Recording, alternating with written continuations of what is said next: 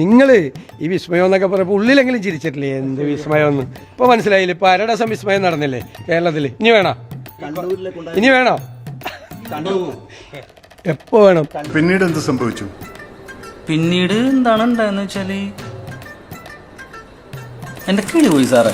ഞാനൊന്ന് എണ്ണി നോക്കിയപ്പോൾ പാറശാലയിൽ നെയ്യാറ്റിൻകര സനൽ ഒരു വിസ്മയമാണ്, തളിപ്പറമ്പിൽ വിജിൽ മോഹൻ ഒരു വിസ്മയമാണ്, അമ്പലപ്പുഴയിൽ ഷാനു ഭൂട്ടോ ഒരു വിസ്മയമാണ്, BJPയിലേക്ക് പോയ ജോബ് ഒരു വിസ്മയമാണ്, കുട്ടനാട്ടിൽ സജി ജോസഫ് ഒരു വിസ്മയമാണ്, ഏറ്റുമാനൂരിൽ ജോസഫ് സി മാത്യു ഒരു വിസ്മയമാകാൻ പോകുന്നു, ക്ഷമിക്കണം ജോസഫ് വാഴയ്ക്കൻ ഒരു വിസ്മയമാകാൻ പോകുന്നു, പെരുമ്പാവൂരിൽ എൽദോസ് കുന്നപ്പള്ളിയുടെ സംഘം തെരുവിലിറങ്ങി ഇപ്പോൾ വിസ്മയം തീർത്തുകൊണ്ടിരിക്കുന്നു, തൃക്കരിപ്പൂരിൽ സന്ദീപ് വാര്യർക്കെതിരെ പടയൊരുക്കം നടത്തിയ ജില്ലാ നേതൃത്വം വിസ്മയമായിരുന്നു, തൽക്കാലം നടങ്ങിയിട്ടുണ്ട്.